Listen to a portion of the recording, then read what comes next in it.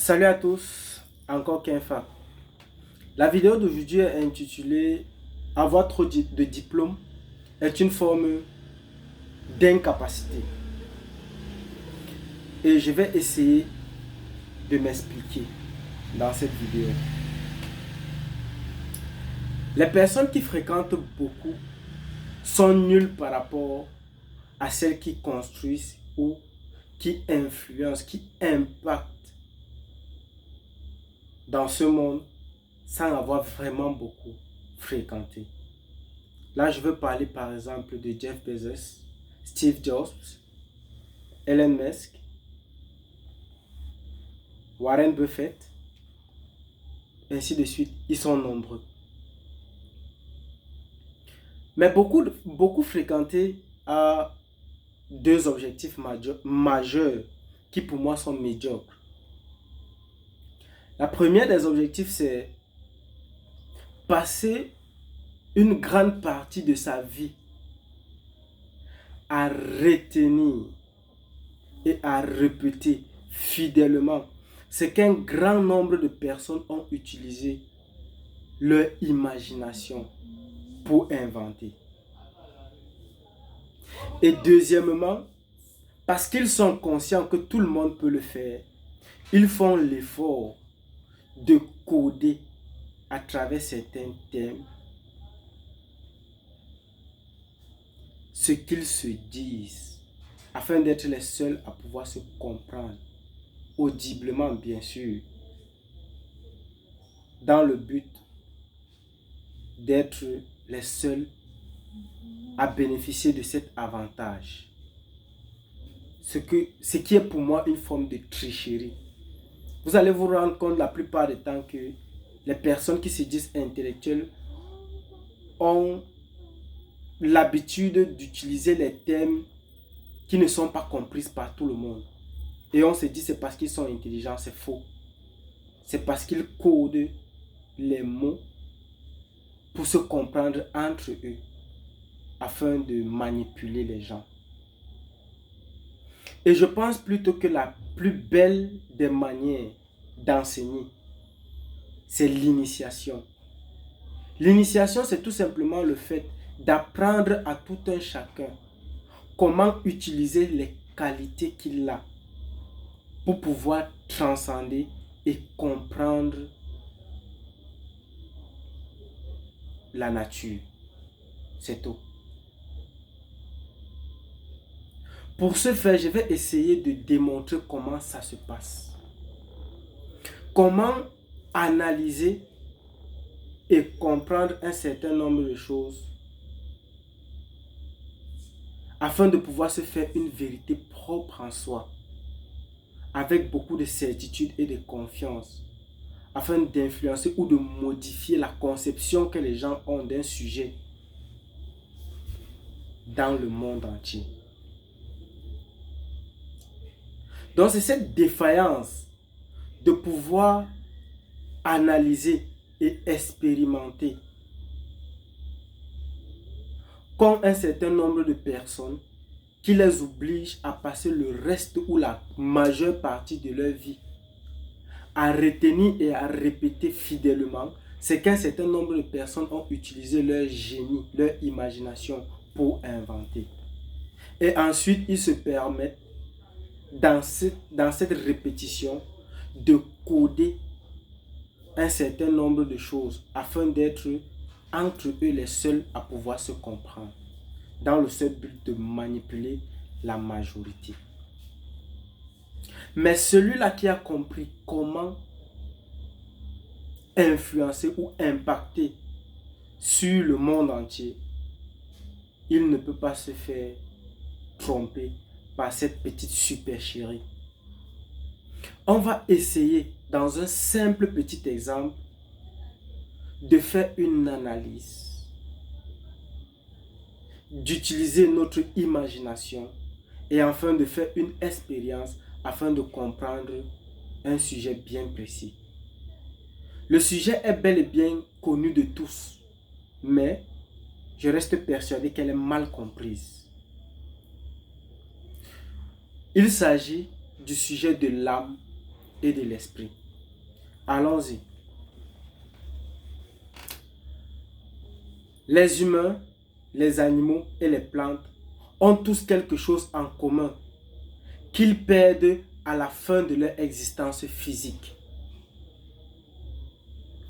Par contre, les humains, eux, possèdent quelque chose que les animaux et les plantes n'ont pas. Ce qui leur permet d'avoir un esprit d'imagination, de créativité, d'évolution et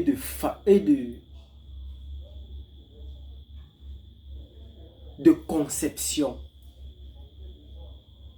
que les animaux et les plantes n'ont pas. De suite, je me pose la question à savoir, lequel des deux est l'âme ou l'esprit? Pour pouvoir le comprendre, j'ai utilisé deux thèmes que nous utilisons tous constamment. Les thèmes sont: il a vendu son âme et il a rendu l'âme. Nous avons au moins une fois écouté ces thèmes-là.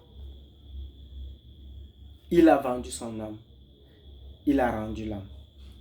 Mais pour pouvoir mieux comprendre, un peu comme on le fait parfois en mathématiques, je vais utiliser un des thèmes en supposant qu'il est vrai, afin de pouvoir comprendre l'autre et de savoir qui est l'âme, qui est l'esprit. Je choisis d'utiliser le premier thème, qui est: il a vendu son âme. Nous savons tous que la plupart des temps, les personnes qui sont victimes de cette expression-là sont des personnes qui ont l'esprit de créativité, d'imagination et d'évolution. Les artistes, les comédiens, les commerçants, ainsi de suite, ainsi de suite. Ce sont des personnes qui ont l'esprit de créativité, d'imagination et d'évolution.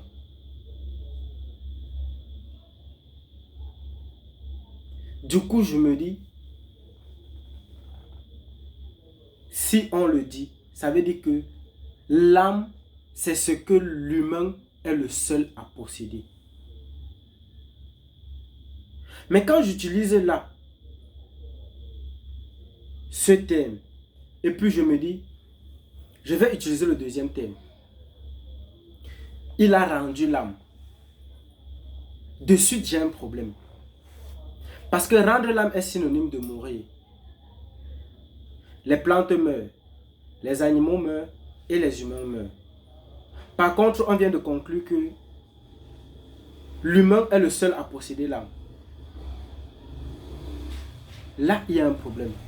Du coup, je me dis, soit on va dire, il a rendu l'âme, il a vendu son esprit. Ou encore, on dira, il a vendu l'âme, il a rendu son esprit. Il a vendu son âme et il a rendu l'esprit. Ok, revenons. Le premier thème, c'est la première probabilité, c'est il a vendu son âme, il a rendu l'esprit. La deuxième probabilité, c'est il a vendu son esprit, il a rendu l'âme. Ok, je me pose de suite la question, c'est quoi l'âme, c'est quoi l'esprit? Pour pouvoir avoir une position bien précise, je choisis d'exploiter le côté de la spiritualité. Dans le monde spirituel, on utilise plus l'esprit. L'Esprit Saint. L'esprit va à Dieu. L'esprit prend une place auprès du Père. L'esprit. Là, je comprends de suite que à la fin de sa vie, on perd l'esprit. Et cet esprit existe éternellement. il peut exister auprès de Dieu ou dans la nature, mais dans une autre dimension. Et là, je peux conclure de suite que dans mes deux phrases, je peux simplement dire, il a vendu son âme. Parce que l'âme est la seule chose que les humains possèdent. L'âme est ce que les humains sont les seuls à posséder. Et il a rendu l'esprit. Parce que l'esprit, c'est ce que les humains, les animaux et les plantes possèdent et qu'ils perdent à la fin de leur existence physique. Et là, c'est une simple petite analyse avec un peu de créativité et d'imagination qui me permet à moi de dire avec certitude que celui qui dit il a rendu l'âme le dit par abus.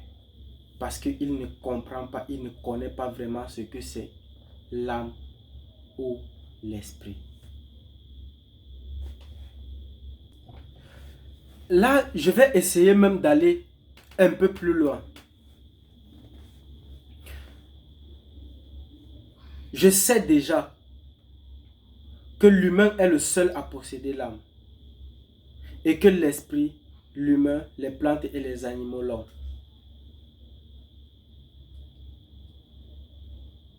Mais là, je me rends compte qu'en allant un peu plus loin que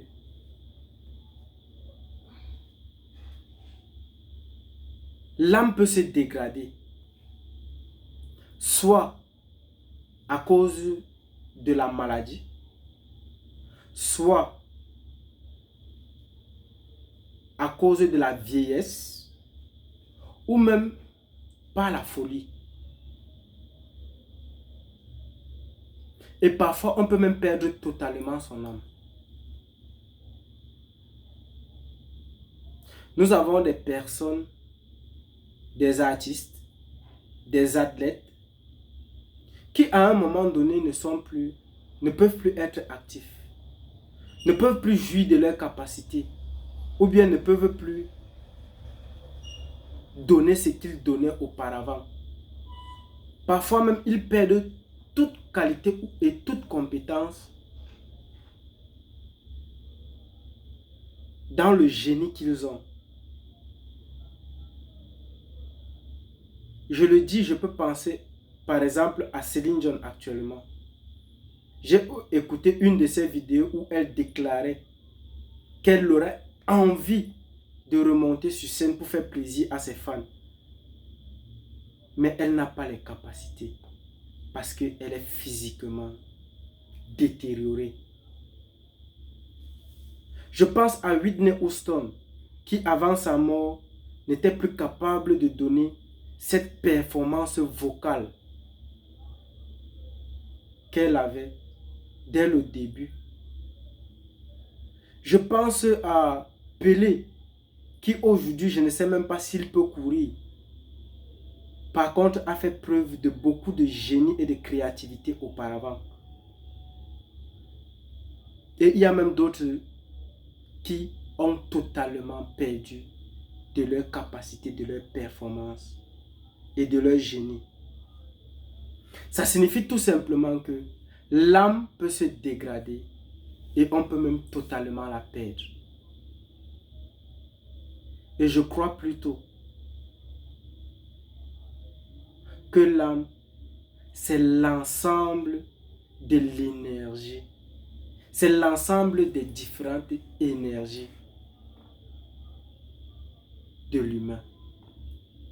Si tu arrives à comprendre les différentes énergies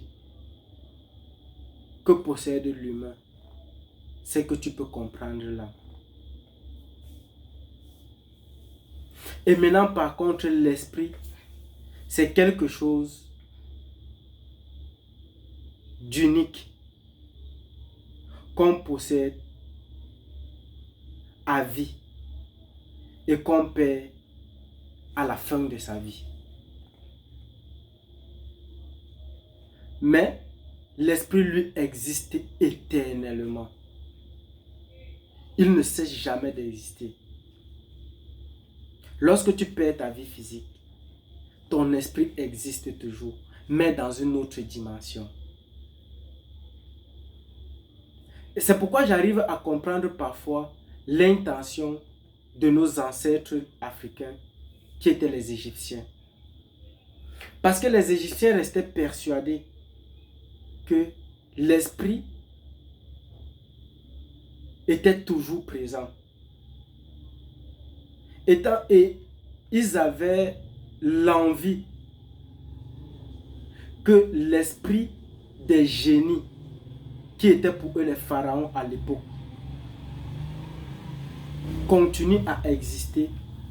Ils momifiaient les corps dans l'intention de pouvoir comprendre comment fonctionne l'esprit et de pouvoir le capturer et le remettre au corps qu'ils ont pu momifier et conserver afin que le pharaon revienne à la vie. C'était ça l'objectif de nos ancêtres, les Égyptiens. Ils étaient conscients que l'esprit existait éternellement. Et que si on arrive à conserver le corps physique grâce à la momification, avec le temps, avec la progression et la compréhension du fonctionnement de l'esprit, il est possible de capturer l'esprit et de le remettre dans le corps du pharaon afin qu'il continue d'exister et de réaliser ses ambitions et ses rêves.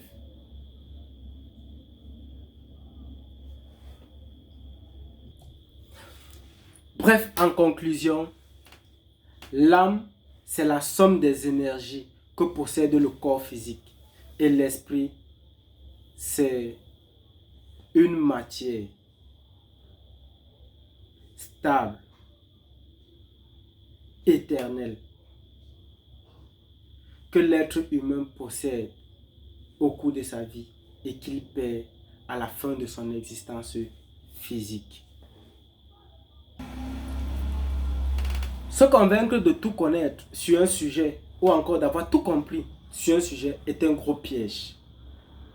Parce que la nature qui est Dieu est infinie.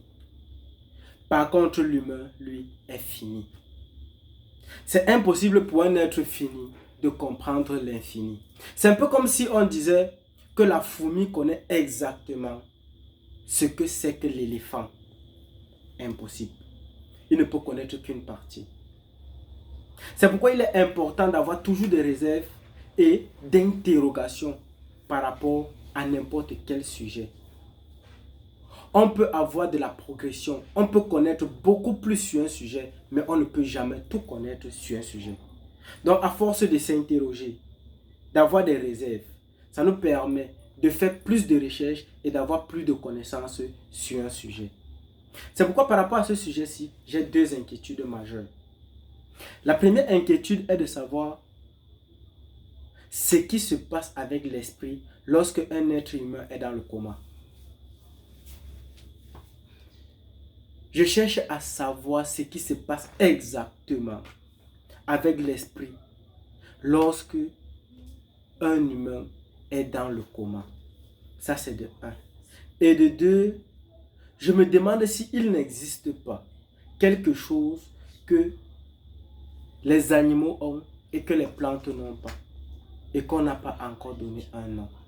Ça, ce sont mes deux inquiétudes par rapport à ce sujet bien précis. Et comme expérience, je vais vous proposer quelque chose de trop simple,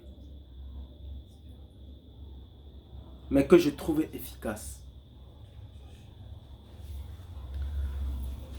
Pour prendre conscience de son esprit.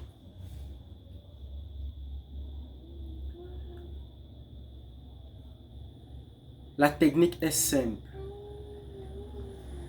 S'allonger, les membres inférieurs et supérieurs tendus. Prendre conscience de sa respiration et du contact de son corps avec le support sur lequel on est couché. Se concentrer sur sa respiration jusqu'au point de se sentir beaucoup plus léger, beaucoup plus souple. Avec un peu plus de maîtrise, il est même possible de transcender et de prendre totalement conscience de son esprit au point de l'utiliser. Ça nous permet d'être moins victimes d'un certain nombre de choses et de comprendre certaines choses à une autre dimension.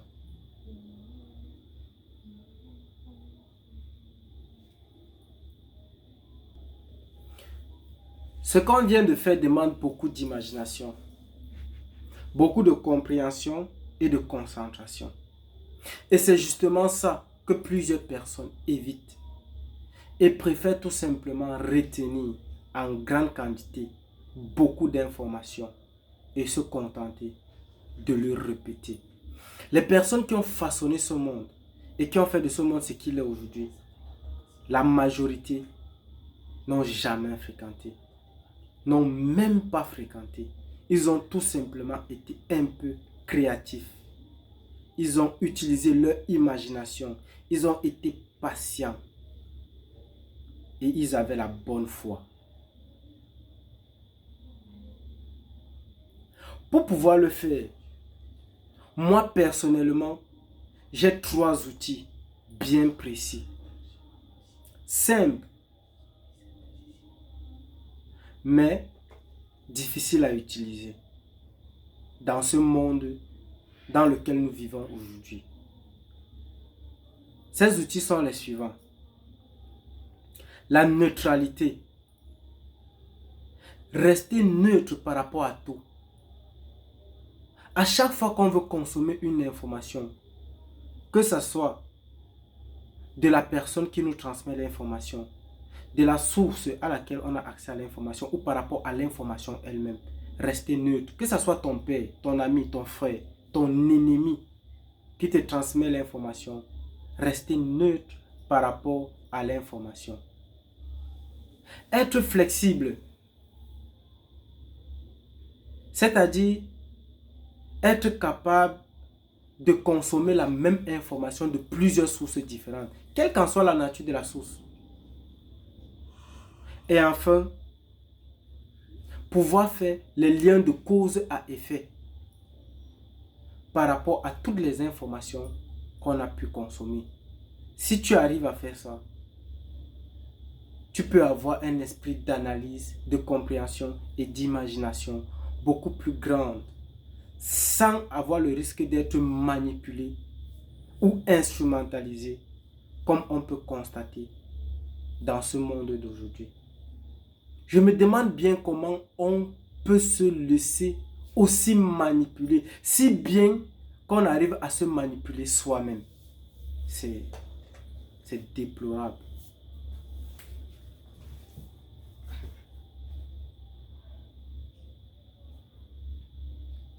Utiliser ces 3 outils, c'est pas tout, c'est pas la perfection, mais jusqu'aujourd'hui, ce sont des moyens que moi j'ai pu découvrir qui me permettent de me sentir libre dans ma façon de penser et de vivre.